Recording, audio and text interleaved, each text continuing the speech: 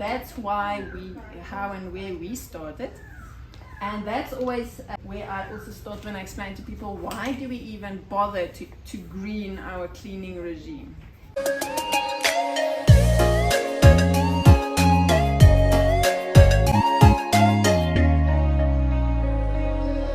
I told you now a bit about the technology of our soap, but first I also want to explain to you why we actually started Mrs. Martins. My husband is a professional carpet cleaner, and for years and years he worked with his dad, and they used to go out to houses. So they used to come home for a very long time with coughing and sore lungs. And in about 2017, the early of 2017, Martin said, listen, this is literally going to kill us. I need to find a soap that is safe, that we can work with every single day, and that's not doing having these terrible side effects. As a spin-off company of the CSIR, they started making products then that could actually land in someone's home. And they developed Odor was one of the first products, and soon after that a Persian soap, and then when we saw, well, it works so well, and they literally didn't have those respiratory complaints anymore, we said, why don't we just get a dishwashing soap and a floor soap, and let's do everything with this technology. And that's how and where we started. And that's always where I also start when I explain to people, why do we even bother to green our cleaning regime? It's always people first. The people who work with the soaps get the most benefit. And there's the respiratory, like I said. There are quite a few studies that show that people, especially professional cleaners, really have a higher risk for asthma. But there's also your skin. And like we just now said, your skin is part of your microbiome, and what you get on your skin actually goes in, and you want healthy microbes there as well. So very often these are the first two things that clear up when people change over to our products, that they get less hassle with asthma and eczema. You're not putting anything into the rivers that kill anything. In fact, you are putting the same microbes that are there already, just more and more of them. Also very safe for septic tanks, so an area like this, because it doesn't kill anything. We are not antiseptic, we are completely septic. Our soaps are full of the bacteria that you need to get your tank empty. So general principles of green cleaning, I always say the first thing is use less. So I have kids, and I must be honest, I also sometimes I'm guilty. That you feel that thing must be covered in soap, and then soap needs to come off again before it gets. Soap is the thing that makes water softer and helps it lift the dirt. But if you leave it on a surface, that surface becomes dull. I would literally spray one, and then with a damp mop scrub the area, and then even with the dry part buff it again, but I'll come to that. But the bottom line is, if you use too much, you now have to get that soap off again. You're actually making more work. Also, that it's not the foam that cleans. So all soap foams, that is true. But the bigger and thicker and more luxurious foam doesn't mean it cleans better. It's actually product that they add. If it's important to you and you see the difference on your skin or whatever, people who come to me who already have a product, they are happy there's an option. And then the very last thing I want to say about general principles is we have to start seeing our bottles and our cloths and stuff as tools. And if you look after them, they can last extremely long. And this is where the waste saving comes in, where you have less and less waste. As you've seen, I'm actually a person who don't like plastic if we don't have to, but my issue is actually against the single-use plastic. So I feel plastic is a great material if you use it again. You know, it's durable and light, like the pumps. If you can use this pump for 5 years, like I've been doing, you've saved anyways. So yes, in the end of their life, it will be some plastic waste, but you've saved a lot. And the same with some people say, but it's plastic. A microfiber is plastic. But you use it so well that by the time, at the end of its life, you've saved quite a few other cloths that might have landed in rubbish. This is my top tip for showers. A German uncle once taught me. Listen, why don't you have one in each shower and everyone can just scrape it dry? The marks you see on a shower door is lime scale. Water in South Africa, it's hard everywhere, so we have lime scale in our water. If you can actually have it dry by the time you get out, there's nothing to deposit onto your shower door, and that means you need to clean something off again, yeah. Okay, and then if you look at specific principles, I see cleaning as in 3 areas: maintenance, deep clean, and specific. Maintenance is literally that thing you do every single day. If you see the cat jumped down and there are her mud paws, you wipe it.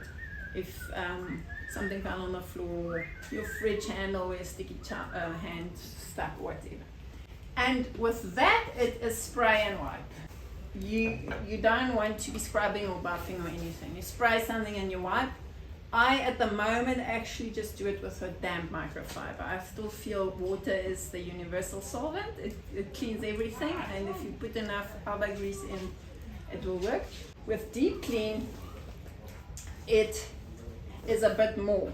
You spray, you scrub, you rinse, and then you buff or shine or dry. So this product here mustn't have soap. But the deep clean is literally surface if it's not on the floor, and floor if it's a floor. This is the floor, and here is kitchen counter, cabinet, window, toilet, shower door, each and everything that you want to do that deep clean once a week, where now I've scrubbed it and it's clean. So what does that look like if I want to do a kitchen counter? I will have a damp microfiber. I will spray my surface once and I will wipe it. So now I count that as rinse because it's a damp microfiber. So when I teach little E's as well, spray, scrub, rinse, buff. You must know if you want to deep clean. The big question with the floor, most people are not used to work with a spray bottle for floor. I spray, damp microfiber, go over it, dry microfiber, make it dry. But if the person prefers a bucket, that's fine. Then we must just remember this is what we call the RTU, the ready to use. And of this, you only put 2 tablespoons in the bucket. So this is also quite new in South Africa. It is the way cleaning materials is going because it makes sense not to send water in trucks on the road. We have pipes. We're sending water to your home already. You don't need to now. This is like 80% water. So why should I sell it to you? If you understand what I'm saying. It's a clever way to do it is to buy a concentrate. We also get a 50 ml concentrate, 500 ml, 5 liter for guest houses and whatnot. 500 ml bottle like this should get 53 milliliters of concentrate, which is now an odd number, so I just say 2 tablespoons. 1, and then I normally add the water before, to be honest, I forgot that. If you do 2 tablespoons of this into your bucket, you can see now you're actually putting this whole thing in. So that's a waste. Dish and dish water or gels, that doesn't have concentrate, that is again a 1 liter or 5, and soap and body soap. So all the gels can't be concentrated. And that's where I left off here for the specific principle. That's now when you have a specific area to clean. My T is specifically for grease. So when you have an oven or a braai or a car engine, literally, this is the thing that men keep in their garages as well for anything greasy. Shine is the furniture polish. Shine can also go on just about any surface. Car is a car soap that uses less water, because we even apply this with the spray bottle now. Here again, there is a concentrate. Some men put it in the bucket and do it the old way. That's fine, that also works. But for me, it's very handy that I can literally stand. I've got 2 cloths and I spray it on with a damp cloth I wash, and I make sure that gets cleaned, and I dry with a dry cloth. So whenever you have a specific area, if you tell me I need to clean my oven, then I give you my tip. If you say I need to clean a car, then you take the car. So everything else on the range is specific.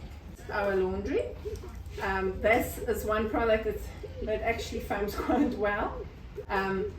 It is great for allergies. This is our best seller. People with sensitive skin love it because we don't have enzymes, and most other laundry soap has enzymes. And it never completely washes from your clothes, so it irritates sensitive skin. It's 10 ml per kilo. It makes it 48 cents a kilo to wash your washing. That's the other thing with green cleaning. Some people think it's so expensive, but if you start working out, especially with the concentrates, it's cheaper than Pick n Pay. It really is. I have recently added this. It's an oxy bleach. It's nothing revolutionary. You get it in the shops for a while already. But for me, it was revolutionary in that it doesn't make the runoff water bad for nature, because it makes oxygen instead of chlorine. So that's a chlorine bleach, and that is then terribly bad. The gas and the liquid that runs down. Plus, it's not good for colors. This one makes oxygen after it's reacted, and it's safe. The reaction happens in your machine and it's finished. There's hardly ever any of it left by the time it runs out, so it doesn't do any harm, and it's safe for colors. So I literally 50 ml of this and 50 ml of this with every single load, because we don't put optic brighteners and stuff in here. We literally only have the cleaning agent.